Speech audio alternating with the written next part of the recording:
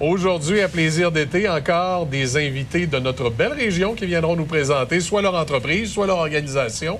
On aura l'occasion de parler, entre autres, avec M. Steve Chamberlain de Soco Solutions, qui va être avec nous.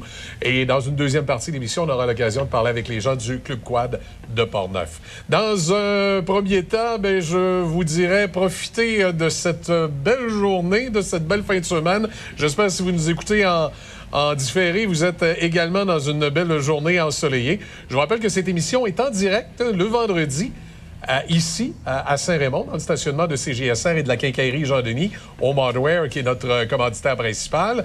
Le vendredi à midi, vous pouvez, si cela vous dit, un bon vendredi, venir assister au tournage en direct, diffusé à la radio en direct également le vendredi. Ensuite, il y a des reprises du côté de CJSR et du côté de la radio Choc FM le matin à 6h40.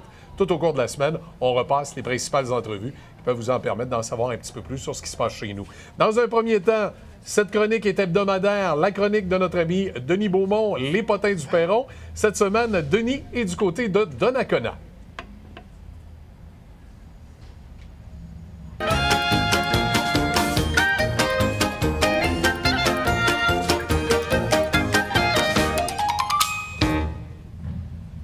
Alors, on a le plaisir de discuter avec M. Marc Duval. M. Duval, vous êtes le chargé de projet du relais des écureuils. Mais faites-nous un petit peu d'histoire. Cette église, est-ce que c'est la première église qui a été construite ici? Alors non, c'est pas la première église. La première église est en face de l'église actuelle. Alors c'était une église qui était orientée est-ouest, parce que habituellement on construit une église est-ouest. L'est représente la sacristie et c'est vers Rome, techniquement. Mais ici, on a eu un petit problème au début du tournant du siècle, c'est que le ministère des Transports a fait une nouvelle côte, une côte neuve, et puis elle arrivait derrière la sacristie. Et il y avait de plus en plus de commerce au quai, avec les goélettes, les bateaux qui arrivaient. Oui, parce qu'il y a une histoire maritime ici. Oui, il y a une belle histoire maritime. Oui. Et également la gare de train qui était là, qui avait de plus en plus de marchandises. Fait que les camions tournaient, c'était trop dangereux. Le ministère des Transports a demandé, est-ce que vous pouvez déplacer votre église? Mais ça se déplace moins bien. Alors, ils ont décidé de construire celle-ci dans les années 1926-27. Là, on est nord-sud, et donc c'est une des particularités de l'église. Alors, habituellement, comme je disais, c'est est-ouest, mais là, les grandes portes centrales sont au nord. Okay. Et l'autre particularité, c'est que la sacristie, au lieu d'être à l'arrière du chœur, comme dans chaque bonne église, bien là, ça aurait été trop loin, trop haut, parce qu'on a vu qu'on est en pente. Alors, elle est en dessous du chœur. Voilà. Alors, c'est ça l'histoire de l'église. C'est une pas pire histoire. Oui, puis construite ici, on se souviendra qu'il y a une histoire maritime concernant Mont-Cap-Santé. Exact. En tout cas, le comté de Portneuf a une histoire maritime. Tout à fait. Ça fait partie, ça. Exact. Et vous êtes devenus, je dirais pas les propriétaires, mais peut-être oui. C'est l'organisme. Donc, l'organisme Le Relais de la Pointe aux Écureuils, c'est un organisme à but non lucratif. Ça a été fondé en 2014, dès la fermeture. En mai 2014, fermeture d'église. En octobre 2014, l'organisme se met en branle. Et un chargé de projet qui arrive, une première année. C'est ça. Mais là, c'est occulté par le 100e anniversaire de Donnacona. Ça fait que là, le projet est un peu latent. Et là, moi, j'arrive en 2015. OK. Et vous êtes chargé de projet. Chargé de projet. Et là, c'est là qu'on commence l'aventure. Et maintenant, mais écoutez, ça roule très bien. Au lieu d'avoir été laissé à l'abandon, elle revit dans une... C'est ça. En fait, l'idée, on a deux missions. La première mission, c'est de sauvegarder le bâtiment. Oui. On arrive à le faire. L'année dernière, on a fait toute la toiture. Et cette année, on refait tout repeindre et réparer les fenêtres. Alors donc, la mission de sauvegarder est excellente. Maintenant, la deuxième mission, c'est la rencontre. Comme à l'époque, sur le parvis de l'église, après l'église. Et là, on a nos jasettes du parvis. Les vieux, ils mettaient leur pipe et on commençait à discuter. C'est ça, exactement. Et là, donc, avec les jasettes du parvis qui ont lieu à tous les vendredis soirs de l'été, sur le parvis, on se rencontre. Et dernièrement, on a eu un spectacle. Il y a eu au-dessus de 200 personnes qui sont venues voir le spectacle. Puis là, vous me disiez tantôt que mon bon ami Denis Côté va être ici aussi. Là, oui, alors écoutez, c'est lui. Il avait serré l'accordéon. Non. Ça va être difficile de lui faire ranger son accordéon. C'est lui qui avait cassé la baraque avec les 200 personnes. Alors, on a dit à la demande générale, Denis, il faut que tu reviennes nous voir. Et le 26 août prochain, donc les dernières jasettes du parvis, c'est lui qui revient nous faire un tour d'accordéon, un tour de chant en même temps. Vous avez conservé tout ce qu'il y avait à l'intérieur de l'église? Alors, il y a eu beaucoup de transformations parce que nous, il a fallu trouver une façon de sauvegarder ce bâtiment-là, de trouver des revenus. Alors, nous accueillons un club de gymnastique qui s'appelle ActuGym, alors durant l'année scolaire. Okay. Alors, il s'installe dans la nef, donc c'est où il y avait les bancs, on a tout enlevé les bancs. Il s'installe là, trampoline, barre asymétrique, poutres et compagnie, les sols. On a également un locataire privé qui loue les locaux, donc ça nous fait des revenus. Et ici, nous avons donc d'autres organismes qui louent les locaux, entre autres pour venir faire des activités et tout ça. Et on a des meubles usagés dans l'ancienne salle paroissiale. Ça, d'ailleurs, c'est 25 de nos revenus. Et on a dans la sacristie, qui est devenue maintenant la sapristie. Oui, là. Alors, donc, nous, on a nos 5 à 7 ici l'été, mais après ça, on transfère en bas et ça devient notre salle de spectacle puis notre salle de réunion pour l'automne, l'hiver et le printemps. Est-ce que je me trompe? Il me semble que j'ai vu des balados sur Internet. Se peut-il qui nous raconte l'histoire et qui est différente? Exactement. Donc, c'est les baladohistoriques.com au singulier. Vous allez là-dessus, vous cliquez sur le code QR et puis vous allez pouvoir trouver des balados. On parle de Donnacona, bien sûr. On parle du patrimoine bâti de la place. On parle également des rumeurs qui sont passées ici aux Écureuils. Et on a également tous ceux qui sont arrivés par le fleuve. On parlait tout à l'heure que le fleuve est important. Oui. C'est pour ça, d'ailleurs, qu'on appelle ça la pointe aux Écureuils, parce qu'il y avait une pointe avec des chaînes sur la pointe. Qui dit chaîne dit gland, écureuil. Voilà. Et donc, on est avec Églantine, d'ailleurs, aujourd'hui, ici. Alors, c'est Églantine. Voyez-vous nos beaux écureuils sur la façade. C'est un projet qui a été mis en place. Vous devenez un exemple pour certaines municipalités où on veut, en fait, fermer les églises, mais vous devenez un exemple de réflexion puis de quoi faire avec. Là. Exactement.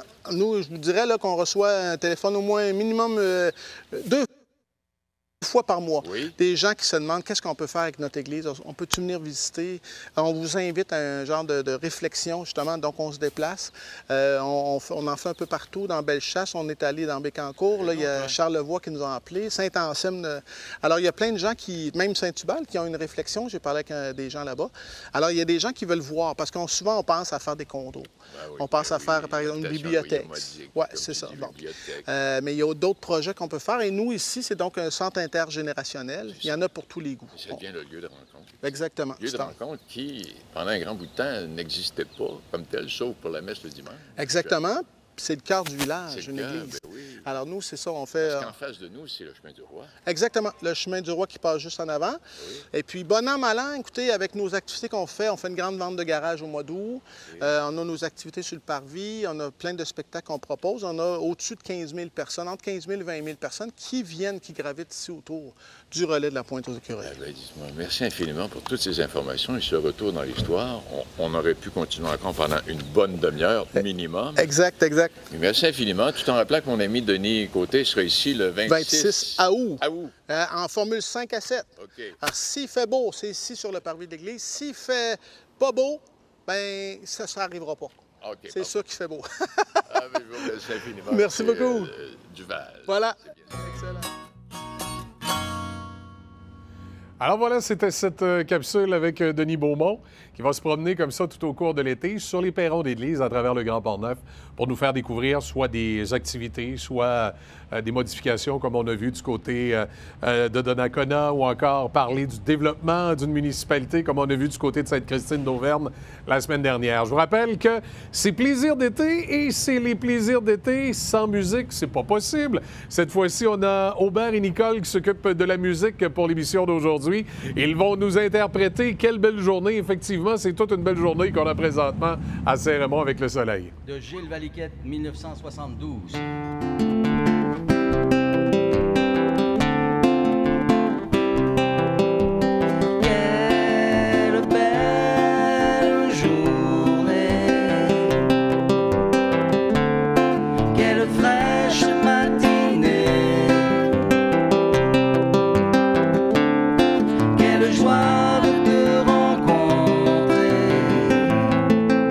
C'est curieux, je pensais justement à toi.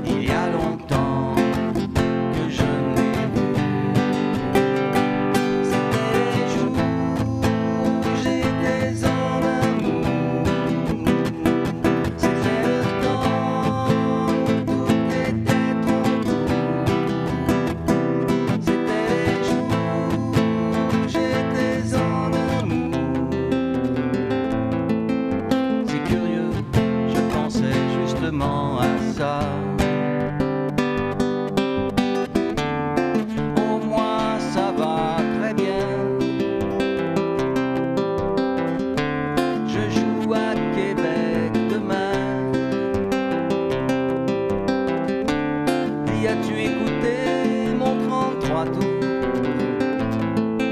Il y a quelques chansons là pour toi.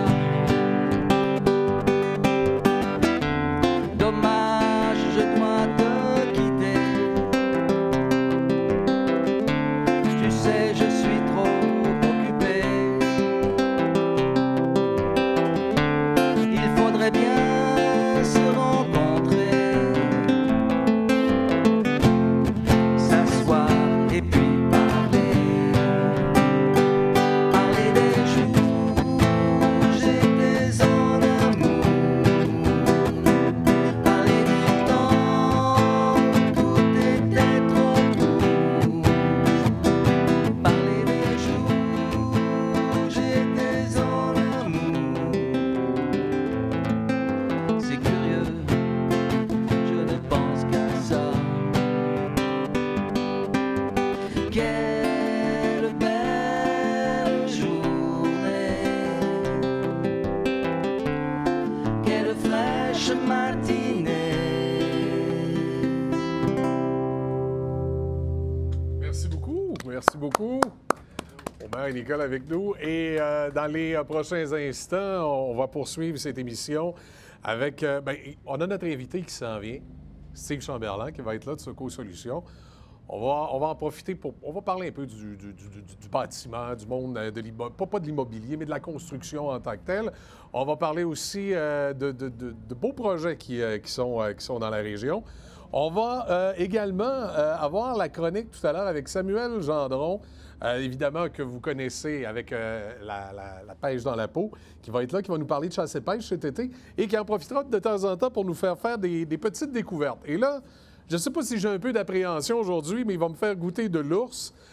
L'ours se chasse au Québec. Il y a deux périodes, au printemps et à l'automne, où l'ours est chassé. Si vous êtes amateur de peau d'ours, semble-t-il que c'est préférable l'automne pour la peau. Samuel va vous expliquer ça tout à l'heure. On va parler également des appareils qui sont utilisés lors de la chasse pour les fameuses caches de nos chasseurs. Et on va goûter à cette viande. J'ai bien hâte, mais en même temps, j'ai une petite appréhension de l'ours. Je suis comme pas sûr, mais il paraît que c'est très, très bon. Je pourrais vous en parler un peu plus tout à l'heure. Ce qu'on va faire maintenant, on va faire une pause et tout de suite, au retour, on a Steve Chamberlain qui est avec nous.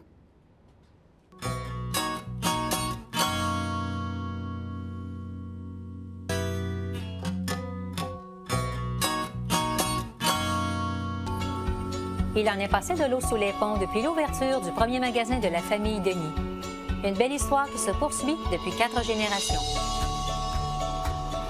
Même si nous offrons des produits au goût du jour, il y a une chose qui n'a pas changé. C'est l'esprit de famille qui unit notre équipe. Et ça se ressent jusque dans la qualité de notre service.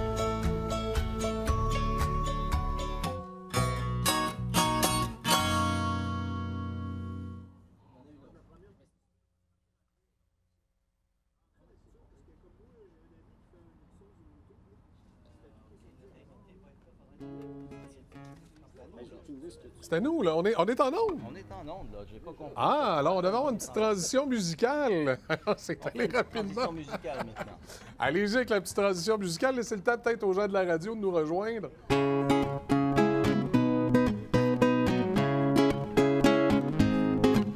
Vers les docks où le poids de l'ennui me courbe le dos. Ils arrivent, le ventre alourdi de fruits les bateaux. Ils viennent du bout du monde emportant avec eux des idées vagabondes au reflet de ciel bleu, de mirages. Traînant au parfum poivré de pays inconnus et d'éternels étés où l'on vit presque nu sur les plages. Moi qui n'ai connu toute ma vie que le ciel du Nord. J'aimerais débarbouiller ce gris environ de bord. Emmenez-moi au bout de la terre, emmenez-moi au pays des merveilles. Il me semble que la misère serait moins pénible au soleil. Dans les bars à la tombée du jour avec les marins. Quand on parle de filles et d'amour, un verre à la main. Je perds la notion des choses et soudain ma pensée m'enlève et me dépose au merveilleux été sur la grève. Où je vois vois tant dans les bras l'amour qui comme un fou court au-devant de moi et je me pense au cou de mon rêve quand les bars ferment, que les marins rejoignent leur bord.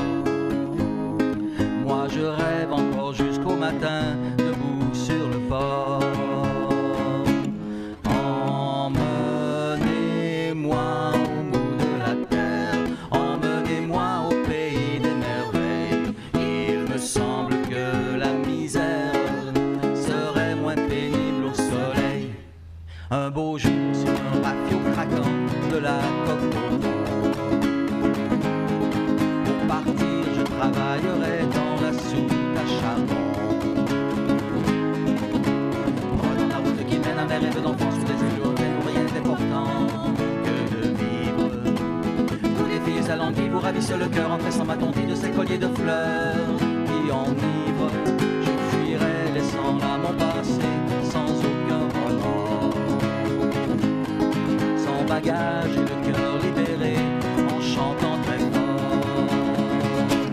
Emmenez-moi au bout de la terre, emmenez-moi au pays des merveilles.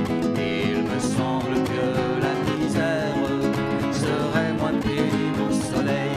Emmenez-moi au bout de la terre, emmenez-moi au pays des merveilles.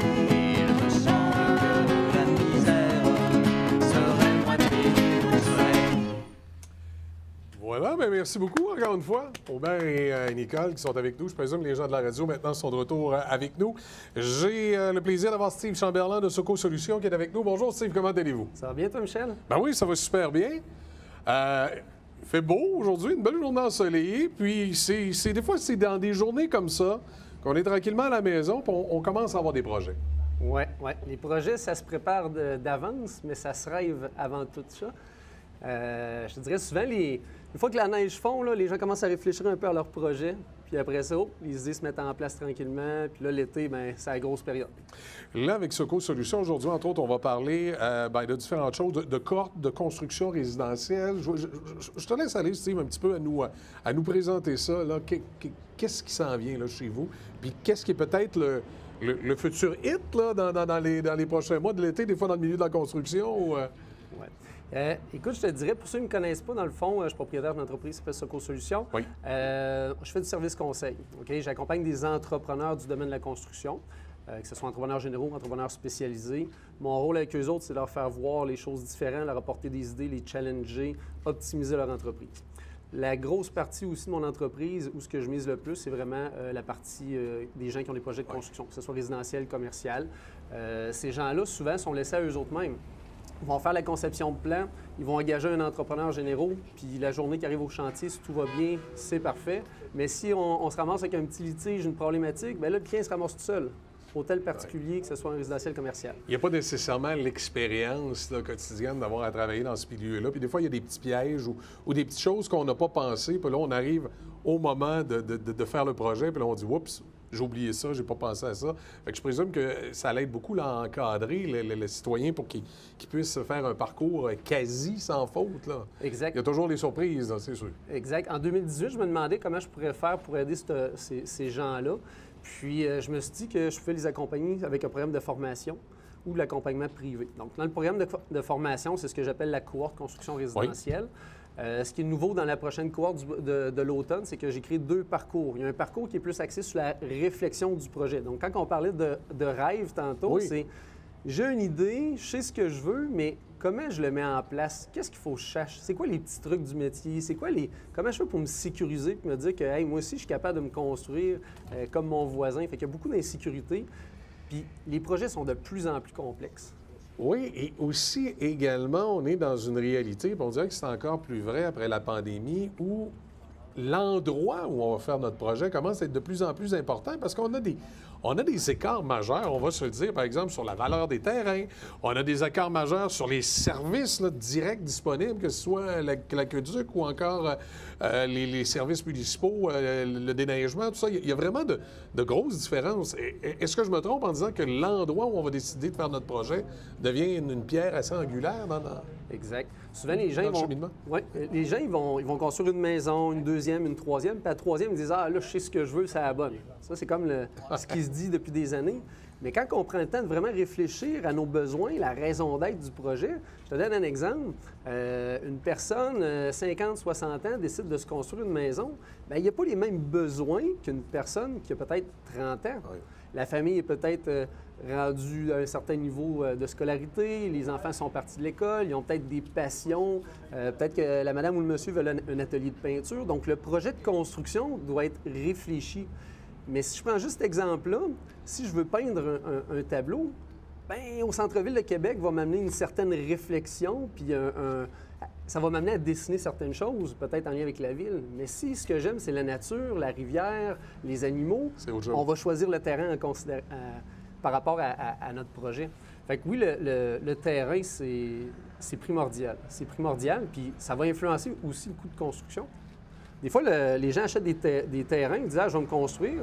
Puis là, ils se rendent compte qu'ils n'ont pas payé le terrain cher, mais il y a à peu près pour 20-30 000 pièces d'excavation à mettre, puis peut-être un 10-20 000 de dynamitage. Fait que tu te ramènes avec un projet de construction qui est assez coûteux, je te dirais. Ça peut changer assez rapidement. Là, la cohorte construction résidentielle, ça fonctionne de quelle façon pour ça? Quelle est, je dirais peut-être, la règle un peu, si je veux m'inscrire? Je vais aller vous voir, Steve, comment je fais ça? Je veux faire partie de la cohorte. Qu'est-ce qui est ma prémisse de base? OK. Dans ma cohorte, moi, ce qui est important, c'est d'avoir des gens qui sont pas mal tous au même niveau. Quand je dis au même niveau, ça ne veut pas dire qu'ils connaissent toutes les mêmes choses, mais plutôt dans les mêmes étapes de construction. Fait que les gens qui ont déjà leur plan, ils peuvent être dans le parcours de réflexion. Ils peuvent se faire challenger pour optimiser leur projet.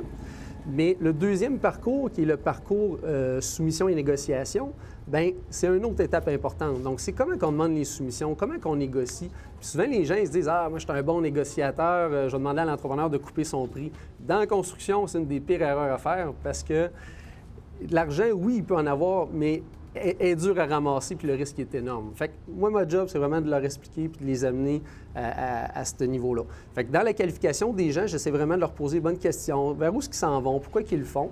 Puis ce qui est impressionnant, c'est qu'il y a des gens un petit peu de partout de la province de Québec qui se rallient à ça parce qu'ils se rendent compte que, crime, on ne connaît pas grand-chose réellement dans le domaine de la construction ou dans notre projet. Est-ce que c'est une fausse impression ou c'est la réalité présentement que les coûts sont vraiment plus élevés là, avec le coût des matériaux? Là, qu'on est dans une situation où construire présentement, si on a l'option de rénover, on est peut-être mieux. Là. Est-ce que c'est quelque chose qui est dans l'air du temps ou une fausse perception de ma part? Non, c'est vrai que le prix des matériaux a augmenté. Tu sais, si on en revient là, un mois et demi, le 2x4 est à peu près à 9 $. Si on revient au début de la pandémie, il était à 4 $. Aujourd'hui, je pense qu'il est à peu près à 7 et quelques. Fait qu'il faut comprendre les matériaux, il y a une fluctuation. Ça va dépendre de l'offre et la demande. Mais présentement, on est surtout dans une problématique d'approvisionnement. Ça veut dire que les matériaux de construction, on a de la misère à les avoir. Des fois, il y en a certains qui vont coûter plus cher que d'autres. Mais on va surtout avoir des problématiques de gestion de chantier par les entrepreneurs. OK? Les entrepreneurs, ils vont céduler une grosse année. Ils vont essayer de booker tous leurs menuisiers pour être capables de construire. Mais malheureusement, les sous-traitants, souvent, ils sont pas capables de suivre à cause justement de l'approvisionnement. Ça amène aux entrepreneurs à peut-être augmenter leur marge de profit pour être capable de compenser les projets qu'ils vont perdre. Mais c'est sûr que la rénovation, c'est une belle façon d'évoluer dans le projet. Tu sais, un projet, c'est émotif. Souvent. Fait qu'après 2 ans de pandémie, quand on est chez eux, on est enfermé, on se dit, crème, ce serait le fun d'avoir un petit peu de nouveau chez nous. Puis comment qu'on fait pour faire ça? Fait que des fois, rénover, ça peut être l'extérieur, l'intérieur, ça peut être le paysagement. Bien, effectivement, la rénovation est portée à être plus intéressante. Je présume qu'au niveau de la rénovation aussi, à un moment donné, il peut y avoir des pièges dans tout ça. Puis justement, dans votre accompagnement, vous aidez un peu les gens à éviter les différents pièges qu'il peut y avoir sur le chemin? Oui. Ma clientèle est beaucoup axée sur construction neuve, agrandissement, que ce soit des résidences principales, des chalets locatifs, des chalets personnels. Mais en rénovation, les gens ont effectivement des défis. Je te dirais, le principal défi, c'est de comprendre qu'est-ce qu'ils achètent. Les gens, ils vont voir un entrepreneur, ils vont voir un autre, ils reçoivent des papiers. Tout est différent, les prix sont différents, donc il y a une compréhension qui est plutôt difficile dans ce processus-là. Fait que les gens qui ont des projets de rénovation, effectivement, eux autres aussi, là, ils ont certaines questions. Ils ont certaines questions à travers tout ça. Secours Solutions, c'est essentiellement ces services-là pour le grand public qui sont disponibles? Oui. Comme je disais, c'est vraiment du service conseil, c'est de partager mon expertise, écoute, ça fait 15 ans que je suis dans le domaine immobilier et de la construction. À différents niveaux, j'ai touché à plein de choses. À un moment donné, du bagage, on en a. Puis je pense que présentement, ce que je peux faire le mieux, c'est de le partager. Il y a plein de matériaux. On ne peut pas tout connaître. C'est impossible. Mais il y a une chose qui ne change pas. L'organisation, la planification, la réflexion, ça va toujours être là. Dites-moi si je me trompe, j'ai cru dans nos échanges, à un moment donné, vous m'avez parlé d'un autre projet ou quelque chose qui est en parallèle sur lequel vous travaillez présentement? Oui, bien écoute, il y en a plusieurs. Moi, je suis un passionné de plein de choses. Hein. OK, bien présentez-nous ça. Écoute, il y a le domaine de la passerelle. Le domaine de la passerelle se trouve être des chalets locatifs situés à la Vallée-Bras-du-Nord, à Saint-Raymond. Oui. On est 4 associés dans ce projet-là.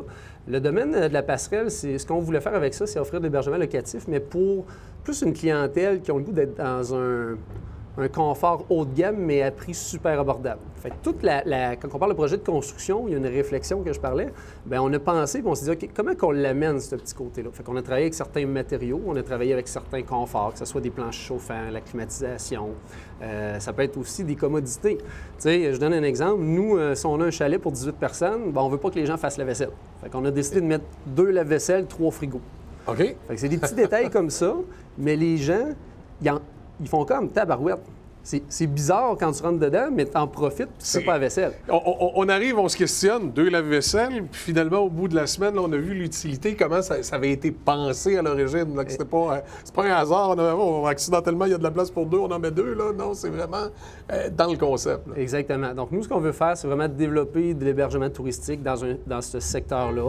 On est propriétaire de 4 terrains. On aimerait ça, peut-être monter ça à 60, 80, 100 places d'hébergement, mais ce qui est le plus important pour nous, c'est vraiment la façon dont la construction va se faire.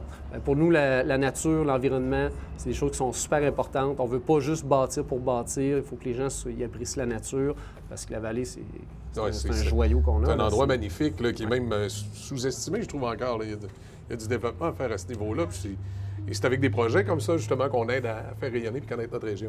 Exactement. Là, on travaille sur un projet de chalet de 4 à 6 personnes où ce que les gens vont pouvoir venir plutôt en famille ou, exemple, 2 couples, profiter vélo in and out.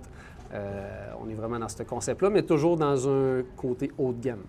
Excellent. Bien, Steve, je vous remercie beaucoup. Les gens qui veulent vous rejoindre, Soco Solutions ou on peut peut-être parler de l'autre entreprise aussi, si vous avez des coordonnées. Ça va peut-être donner le goût à quelqu'un d'aller se reposer une fin de semaine dans un chalet. On vous rejoint de quelle façon? Oui, bien, sur mon site web, Soco Solutions, SOKO-solutions.ca. Il y a toutes les coordonnées là-dessus. Il y a mon cellulaire, il y a le courriel. Donc, c'est la meilleure façon. Sinon, pour le domaine de la passerelle, domaine de la passerelle.com pour le chalet locatif. Bien, merci beaucoup, Steve Chamberlain. Merci à toi. On se dit une prochaine fois. Passez un bel été. Merci, toi aussi. Voilà, on s'en va du côté de la pause. On revient dans un instant et c'est là qu'on va parler d'ours.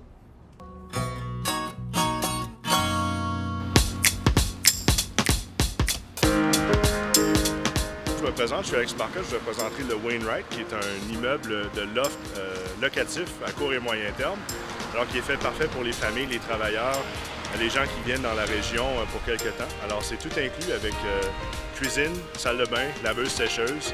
Et vous êtes en plein milieu de l'action ici à Saint-Raymond. On a une belle salle d'événement ici à l'avant aussi qu'on peut louer.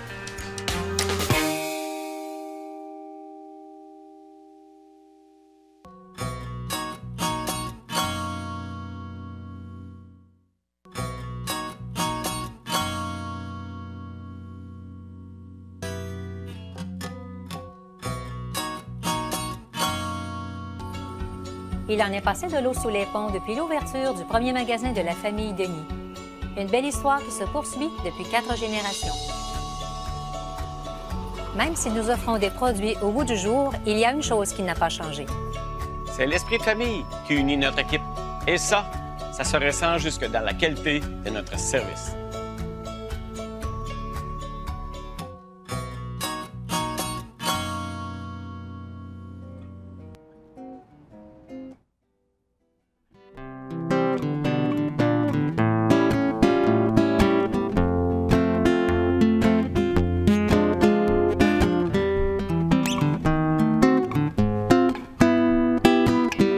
Ce souvenir, je te le rends.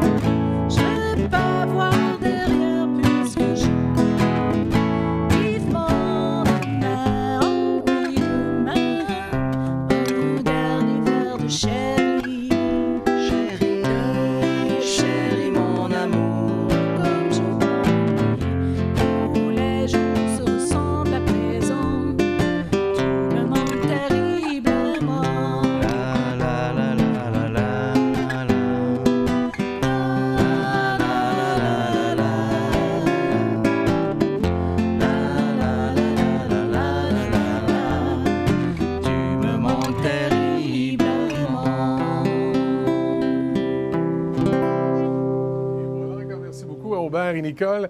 On s'en va maintenant du côté de notre capsule avec Samuel Gendron de la pêche dans la peau qui va me faire goûter de l'ours. Alors, on va à sa rencontre. On est directement chez lui avec son barbecue.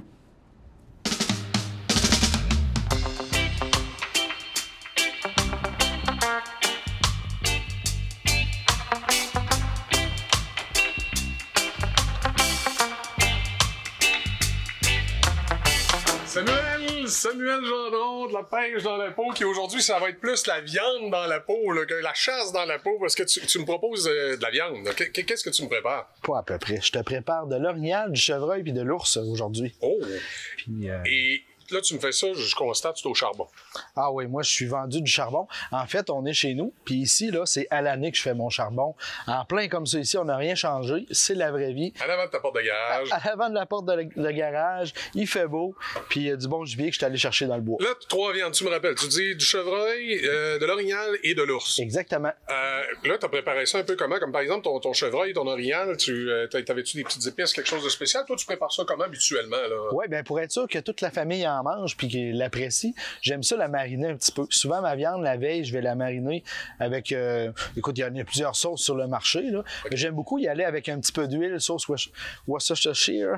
Oui, la même que dans les Bloody Caesar. C'est ça, la même affaire. Dans le Bloody Caesar. Moi, j'adore ça. Pendant la nuit, je laisse mijoter ça comme ça. Sel, poivre, un petit peu d'ail. Okay. Et puis le lendemain, quelques heures avant de faire cuire, j'aime ça la saupoudrer avec des épices, là.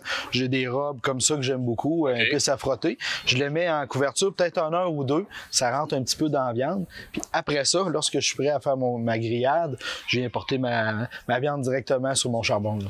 Puis là, ben, on a de l'ours, de l'orignal et du chevreuil. C'est 3 viandes qui vont avoir un goût différent, je présume. Oui, tu vas voir, ils ont chacun leur point fort, puis ils n'ont pas de point faible. OK. Tu vas voir, je suis certain que tu vas aimer ça. Tu vas faire un test à l'aveuglette, là? Oui, exactement. Excellent. Parle-moi un peu de la chasse, de tout ça. Peut-être la chasse à l'ours. Ouais. C'est printemps, automne? Exactement. Il y a 2 temps dans l'année. Du 15 mai au 30 juin, c'est la chasse printanière. Donc, c'est le premier moment où est-ce qu'on peut le chasser. Et puis, l'ours là qu'on va manger aujourd'hui, je l'ai chassé il y a quelques semaines, justement. Et l'ours, on le chasse, on peut le chasser pour sa viande. Bien là, on va en manger, donc ça se mange, c'est ça. Est-ce qu'il y en a qui le chassent pour la peau? Y a-t-il une période de l'année qui est mieux pour un pour l'autre ou c'est pareil, automne? Bonne question, puis j'aime ça en parler de l'ours, parce qu'il y en a des mythes un peu par rapport à ça. Tu sais, hein, l'ours, est-ce que ça se mange? Oui, ça se mange, puis un ours, ça va manger beaucoup des baies, des jeunes pousses d'arbres, tu sais, je veux dire, ça s'alimente bien. Donc, oui, ça va manger ça, puis ça se mange. Puis aussi, pour la peau, évidemment, c'est prisé aussi pour la peau, l'ours. Au début de la chasse. La peau d'ours, ça fait un petit peu années 70, là, mais tu sais que ça revient à mode. Ça revient à mode. Ça revient à mode. Puis au début de la chasse, c'est bon pour le poids. Les groupes véganes. En début de la chasse, début juin, mi-juin, c'est encore bien pour la qualité. Ensuite, l'ours se met à muer, c'est sa saison de mue. Là, le poil, la fourrure va être moins intéressant. OK. Donc, c'est quelle période? L'automne? Non, fin juin. À partir de la mi-juin, la qualité de la... Donc, quelqu'un qui chasserait l'ours en disant, moi, je vais manger sa viande, puis je vais récupérer sa peau pour, mettons, le classique, mettre en avant du foyer, il est mieux de faire ça à l'automne. L'automne ou au début de la chasse printanière. Vraiment au début ou à l'automne. Là, il a bien mangé tout l'été, il est gras, la mue est terminée. Ça va être un bon moment. Est-ce que l'ours, un peu comme les autres viandes que tu as, là, particulièrement l'orignal, est-ce que tu as une cache, que tu mets des appâts, un appareil photo? Est-ce que c'est un peu le même principe? Oui, moi, je travaille beaucoup avec les appareils photo, puis de plus en plus, la technologie avance. Il y a encore un nouveau modèle qui vient de sortir il y a quelques jours. Puis moi, je suis rendu pas mal tout avec des caméras cellulaires. Si tu veux, je peux te montrer ça. Tu pourrais nous montrer ça. Est-ce que le temps que ça cuit, on peut aller voir ça? Pas de problème, mon cher. Excellent, c'est parti. Donc, Samuel, ça, c'est les appareils photo. Oui. Quand tu prends une photo, il sort une petite photo en dessous, tu as fait sécher, comme dans le temps. Oui, c'est du Polaroid, ça, exactement. Puis je la reçois par fax. Explique-moi chacun des appareils. Ça ici, c'est? Ça, regarde, c'est un appareil photo carrément qui va prendre des photos. Ici, il y a un détecteur de mouvement. OK.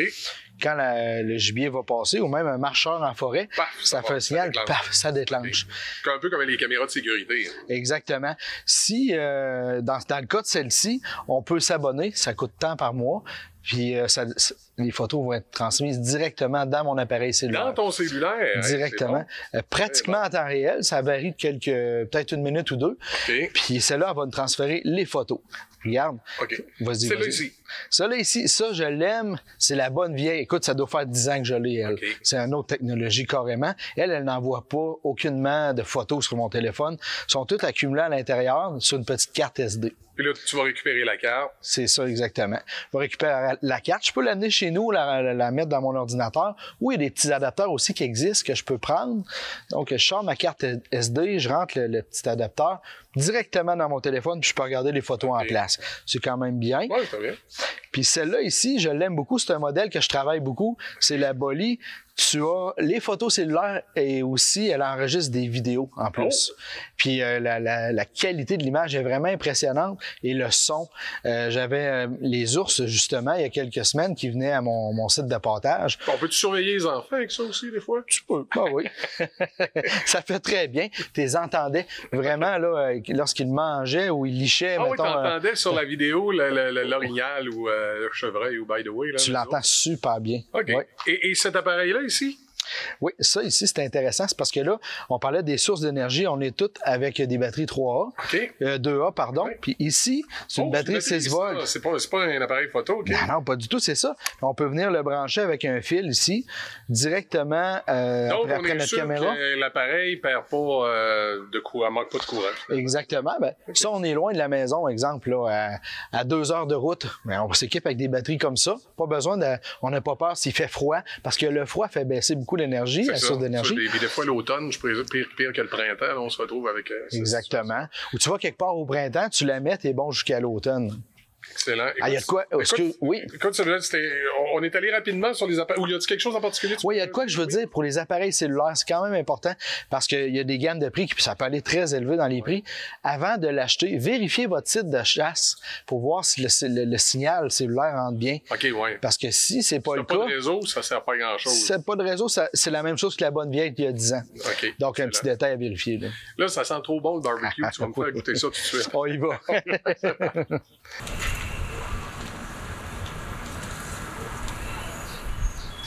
Michel, c'est le temps de goûter. On commence par quoi? Ben écoute, on va commencer par un petit morceau. On commence par celui du milieu. Parfait, parfait. Mets-moi ça là. Hein, mon Je cher. regarde ça. Mais je sens qu'il m'appelle. Je regarde le morceau de viande, comme ça. Michel, mange-moi! Bon, on va aller essayer ça. Est-ce qu'il y a une technique particulière pour couper ça? Ou... Aucunement. Tu y vas comme tu le sens. Alors, je me fais plaisir. À la bonne franquette, comme disait ma mère. Tu vois que c'est tendre, hein? Oui, c'est très tendre. Ah, non, c'est pas vrai. C'est très bon. D'après toi, c'est quoi? C'est pas du bœuf, là. C'est pas du bœuf. On va en prendre un autre morceau pour être sûr, hein. Ouais. Ouais, c'est un petit peu plus goûteux. Écoute, je prends un guess, là. C'est de l'ours. Je sais pas, écoute, on avait dit tout à l'heure qu'il y avait de l'orignal puis du chevreuil. Et de l'ours. Et de l'ours. Ben écoute, je vais essayer, on va dire chevreuil. Ah, t'es en plein dedans. T'es sérieux? Ouais, c'est le chevreuil, celle-là. C'est très bon. Puis là, on est dans le bio. C'est dans le bio, ça? C'est quoi la différence exactement? Je vais rentrer. Ben, dans le fond, c'est bio, c'est parce qu'on va le chercher dans le Tu bois. vas le chercher directement dans le bois, c'est ça. Il n'y a pas eu de. C'est pas passé dans une boucherie qui l'a fait. Exactement. Qui a fait des traitements bizarres. Qui a fait des traitements. Non, ben, tu sais, moi, je suis allé le chercher dans la forêt. OK. Puis là, on le mange aujourd'hui, c'est vraiment la C'est nature. complètement nature, bio. Je suis prêt pour un autre morceau, moi, comme ça, là. Parfait. Fait que là, il te reste 2 choix. Ben, vas-y avec le gros, là. Le gros ici. C'est tendre. C'est hot, hein? J'ai failli dire un mot non réglementaire. C'est bon en tire-binouche. En tire-binouche. L'effet en bouche, là, ça tendreté, c'est une bonne viande. C'est-tu l'ours? C'est l'orignal. C'est l'orignal. C'est l'orignal qu'on a ici. C'est là. Alors, c'est une viande avec du panache. Ouais, mais très, très T'es en bon. feu? Non, mais maison, c'est excellent. Là. Oui. Moi, j'en mange un autre morceau. J'espère que vous nous écoutez en direct. Écoute, Donc, c'est l'heure du midi pour vous, vous mangez. Si vous écoutez l'émission en différé, c'est peut-être pas à l'heure du repas, mais ça va vous donner le goût de manger tantôt, je vous le dis. Ah, c'est vraiment bon. Fait qu'on complète avec, t'auras deviné, avec nos saucisses d'ours. C'est des saucisses d'ours? Oui, tomates Ah ouais, et moi, basilic. ça, bon. Oui, monsieur. Ça, c'est Des un ami saucisses d'ours. c'est un ami de Sainte-Catherine qui m'a C'est un préparé. ami de Sainte-Catherine qui t'a préparé ça? Oui, oui. C'est bon aussi. Oh, mon juste. L'ours, tu peux le préparer en différentes choses. Oui, l'ours, c'est une viande qu'on aime beaucoup préparer, qu'on aime beaucoup transformer. Okay. Donc, j'en ai en smoke meat, j'en ai en saucisse, j'en ai en pépérette, tu sais, comme un peu du pepperoni, okay. là, en steak haché qu'on peut mélanger avec notre sauce à spaghetti, exemple, des choses comme okay. ça. Puis mon ami Joey, lui, il ajoute un petit peu de gras de bœuf avec la viande hachée pour faire des burgers, des boulettes Étienne. Okay. Puis la seule chose qui est importante avec l'ours, c'est de bien respecter la température. Faut être au minimum à 165 degrés pour la trichinellose, pour s'assurer qu'il n'y a aucun danger au niveau d'une bactérie qui est potentiellement présente. Elle n'est pas présente, mais pour éviter tous les risques, c'est ça, 165, comme le poulet. Tu sais, le poulet, c'est 165. Le poulet, pour être sûr qu'il n'y a pas de salmonellose, des choses comme ça. C'est ça. Puis regarde, c'est des plats. Moi, j'en mange ici. Les enfants adorent ça. C'est une gâterie. On va avoir une petite bière sur le plateau, là? Non, OK. Non. C'est bière, ça serait bon. Ah, c'est sûr que ça passe bien aussi, là. Fait que tu vois, c'est tout. On va chercher ça dans la forêt des règles de l'or. Puis à l'assiette, comme ça, c'est vraiment bon. Puis voilà. C'est vraiment bon. Mon médecin me disait d'éviter la viande rouge, par exemple, à ce temps-là, mais c'est pas grave, c'est un péché mignon. Ben, t'as fera bleu, d'abord. T'aimes ça, bleu aussi? Ben écoute, Samuel, merci beaucoup. Hey, ça me fait plaisir, Michel. Je suis content que tu l'apprécies. C'est super bon. J'espère que tu vas avoir de la bouffe comme ça à toutes les chroniques. Là. Je suis capable. On peut aller aussi dans le poisson, tu sais, Michel. Excellent. Aux 2 semaines, on se renouvelle. La prochaine fois, on parlera poisson. Parfait. Avec plaisir, mon cher. De toute évidence, je vais devoir continuer à me rentrer la bédaine durant l'émission si je mange comme ça à chaque vendredi. Pour ceux qui se posaient la question, là, non, je faisais pas semblant, c'était très bon. La saucisse d'ours, c'est... j'ai vraiment aimé le goût. C'était différent, mais c'était très, très, très bon. Et je vous invite à écouter si jamais vous avez l'occasion de le faire. On va faire une pause et au retour, on va parler quad.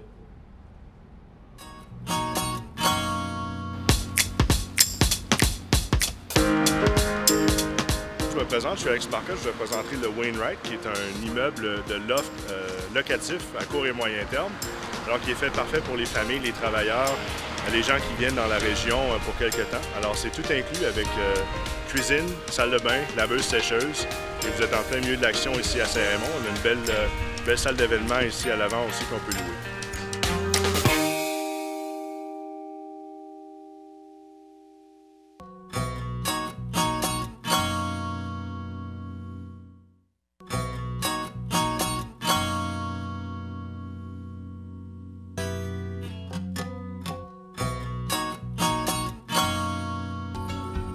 Il en est passé de l'eau sous les ponts depuis l'ouverture du premier magasin de la famille Denis. Une belle histoire qui se poursuit depuis 4 générations. Même si nous offrons des produits au goût du jour, il y a une chose qui n'a pas changé. C'est l'esprit de famille qui unit notre équipe. Et ça se ressent jusque dans la qualité de notre service.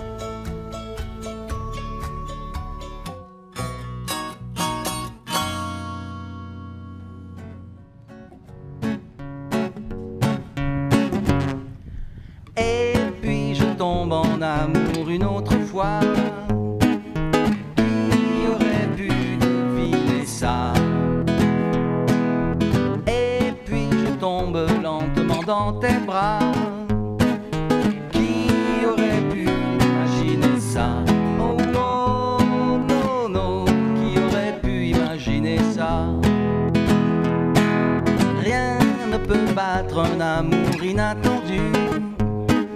Rien ne peut battre un regard. Rien ne peut battre l'instant où je t'ai vu. Je t'ai saisi avant qu'il fût trop tard. Oh non, non, non, bien avant qu'il ne fût trop tard. Parfois je me demande si cet amour va durer. Est-ce que mon tour serait arrivé? Parfois je me dis que c'est trop beau pour être vrai. Est-ce que mon tour serait arrivé? Et puis tu tombes lentement dans mes bras. Qui aurait pu imaginer ça? Et puis je tombe en amour une autre fois. Il y avait longtemps que j'attendais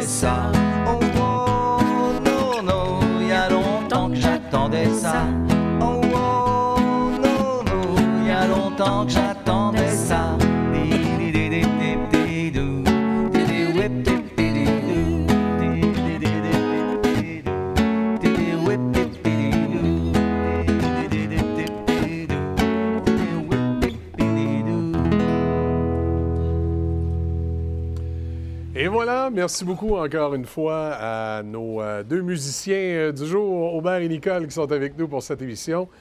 On va maintenant parler quad. Je suis en compagnie de M. Jean-Pierre Dion. Bonjour, M. Dion, ça va bien? Bonjour, ça va très bien, oui. Ben oui. Quel est le nom précis du club quad dans la région? C'est le club Quad Nature Portneuf. Quad Nature Portneuf. Oui. Ça existe depuis combien de temps? Oh mon Dieu, c'est depuis 2008. 2008. Oui. Et quelle est l'activité? Comment ça se passe au club quad? Au club quad, c'est qu'on a beaucoup de membres. C'est VTT et côte à côte. OK. On a un local ici à Saint-Raymond, sur la Défense nationale. On a plein de sentiers. On a 147 km de sentiers que nous autres, on entretient ici. Puis les gens circulent, se promènent, Portneuf, Saint-Raymond. On peut connecter avec d'autres clubs aussi. C'est une activité qui est familiale. C'est le fun de voir ça maintenant. C'est que les gens, ils se promènent en couple. Il y a des enfants aussi qui embarquent. C'est le fun. C'est une belle activité. Là, aujourd'hui, on est en direct. On est vendredi, le 15 juillet. Évidemment, il y a des gens qui vont écouter cette émission en différé. Mais pour les gens qui écoutent en direct aujourd'hui à la télévision et à la radio, il y a une journée porte ouverte samedi le 16, demain. Oui, demain. Parlez-nous de cette journée-là. Une journée porte ouverte, ça veut dire qu'on accepte dans nos sentiers tous les gens qui n'ont pas de vignette. Ça veut dire que c'est ouvert à tout le monde. Vous pouvez, en autant que vous respectez les normes qui sont demandées avec le VTT, qu'ils soient immatriculés, qu'ils soient assurés, équipés comme il se doit. Mais par contre, ils n'ont pas besoin de vignette. Donc, les gens qui veulent venir essayer nos sentiers, ils viennent chez nous. Cette journée porte ouverte-là, c'est sûr qu'elle conduit à notre club. Les gens prennent des sentiers puis ils viennent au club. On a des activités qu'on appelle familiales. On va avoir aussi un camion restaurant sur place, des jeux gonflables pour les enfants, des activités d'adresse, concessionnaire VTT pour performance d'ici de Saint-Raymond qui est avec nous, qu'on a présenté des VTT, faire essayer des VTT, les expliquer. On a la Sûreté du Québec qui est supposée être avec nous aussi pour donner toutes les consignes en fonction de ça. Et nous, les membres du club, on est là pour recevoir nos membres puis leur expliquer les activités, qu'est-ce qu'on fait, et puis écouter ce qu'ils veulent aussi. Parce que nous autres, c'est eux autres qui dirigent le club, dans le fond. Oui, effectivement. Donc, journée porte ouverte demain. On invite les gens qui pourront peut-être demain se poser la question. Il va faire beau encore une fois. Qu'est-ce qu'on fait? Bon, on peut aller faire un petit tour du côté de cette journée porte ouverte-là. Et parlez-nous un peu maintenant des activités régulières dans l'année. Est-ce que c'est 4 saisons? Je vois en plus sur votre chandail 4 saisons. Vous me donnez quasiment la réponse. Et il se passe quelque chose toute l'année. Oui, c'est-à-dire que notre club, à nous, est 4 saisons. C'est hiver et été. Nos sentiers sont ouverts à l'année. C'est ça qui est plaisant, c'est que quelqu'un qui a un VTT peut circuler chez nous à l'année. On organise aussi le club des randonnées. Ça veut dire comme si je regarde la semaine prochaine, on a une randonnée qui nous autres, on part, on s'en va au Lac-Édouard. OK. Avec tout le monde qui veut venir nous accompagner, c'est ouvert. Quand on part des randonnées comme ça, je présume qu'on doit des fois aller coucher sur place, c'est ça? Ça dépend des randonnées. Okay. Comme celle du Lac-Édouard, on ne couche pas sur place. C'est aller-retour. Okay. On monte de bonne heure le matin, on s'en va là-bas, on passe dans le bois, la nature, c'est tout beauté. On va au Lac-Édouard, on mange là, après ça, de retour, on revient. On a d'autres randonnées qu'on peut organiser où on va partir 2 jours. Donc, on va aller coucher en quelque part et on revient. Là, de cette façon-là, comment ça fonctionne? Est-ce que c'est le Club Quad qui prend toutes les dispositions? Ça doit être, présume, un supplément pour le membre pour s'inscrire? Comment ça fonctionne à ce niveau-là? Il n'y a jamais de supplément pour s'inscrire. Les gens, c'est leur carte de membre qui fait en fort de feu, qui peuvent venir. OK. Le coût qu'ils ont, mettons, si on couche à l'extérieur, c'est sûr que c'est leur coût à eux. Le coût d'hébergement. Mais toute l'organisation des randonnées, des activités, c'est organisé par le club et il n'y a pas de frais. Comme demain, voyez-vous, c'est une journée. Les gens viennent au club puis tout ça. Il n'y a aucun frais. Ils s'inscrivent, il y a des tirages, il y a des prix de présence. C'est vraiment le fun. C'est qu'on est ouvert à faire toutes sortes de choses.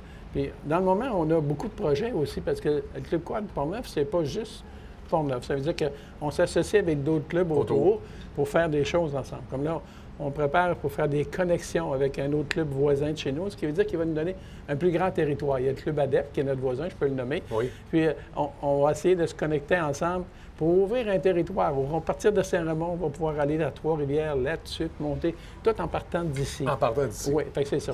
C'est sûr que c'est des projets qu'on a besoin de l'aide financière du gouvernement. On a des subventions en fonction de ça. Puis on a des commanditaires aussi qu'on va chercher pour nous aider. Mais franchement, on est un club vraiment en action. C'est qu'on a plein de projets à moment. Là, présentement, les sentiers actuels à l'intérieur de Port-Neuf, si on veut, on peut aller où? Ça part de où? Ça va où? Quels sont les trajets qu'on peut faire présentement? Disons comme nous, on part de... Mettons que je pars du club à Saint-Raymond. Oui. Nous autres, on a un sentier qui s'en va à l'autre bout de Saint-Raymond. On sort en face de chez Boyer. Ensuite, on descend à Port-Neuf, Saint-Basile. Puis là, dans le moment, la semaine prochaine, on va ouvrir Port-Neuf-Donnacona. OK. Aussi. Fait que là, ça veut dire que tout ce cheminement-là, dans le moment, appartient au club, à nous autres, puis c'est ce qu'on est en train de faire. Ça fait des années que les gens attendent qu'on ouvre Donnacona, Port-Neuf. Les travaux se font actuellement. Et là, ça va se faire. Puis ça va être ouvert. Ça va faire vraiment un beau sentier. Comment on fait ça? Est-ce qu'il y a des difficultés rencontrées? C'est les terres où on passe, c'est quoi? C'est le gouvernement, les municipalités? Comment on doit travailler tout ça? C'est tout le monde. Il y a des places où on passe, c'est les municipalités. OK. Il y a des places comme le long de la 40, là, où on passe, à le moment, c'est les terres, le MTQ. OK. On a des terres privées aussi des gens. Puis ça, il faut comprendre que les propriétaires qui nous laissent passer sur leur terre, bien, ils nous laissent passer sur leur terre. T'sais, on va négocier avec eux autres un droit de passage. Puis tout ce qu'on essaie, c'est d'être propre. Ça veut dire que les gens... Les membres sont avisés. C'est ça. Les membres le savent et ils font que ça. Puis j'ai fait une interview dernièrement avec un propriétaire terrien, là, justement, qui avait un petit peu de problème. Puis on est allé expliquer ça aux membres. Puis on voyait la réaction des gens qui ont compris qu'il faut respecter ces terres-là. Ils nous permettent de passer chez eux. Fait que nous autres, on entretient ces chemins-là. Est-ce que des fois, il y a des problématiques de gens qui ne sont pas membres, qui empruntent vos sentiers, puis qui, des fois, vont peut-être déranger un petit peu? Ça arrive. Disons que la problématique qu'on a, c'est que des fois, il y a des motocross, c'est jeunes, ils vont s'essayer dans nos sentiers. Ils n'ont pas de droit de passage, ils n'ont pas ça. C'est sûr que c'est pas le même véhicule. Puis des fois, ils s'amusent à jouer dans les trous de brouette creusés. C'est comme nous... sur la 40, en dessous de notre chemin, c'est la fibre optique.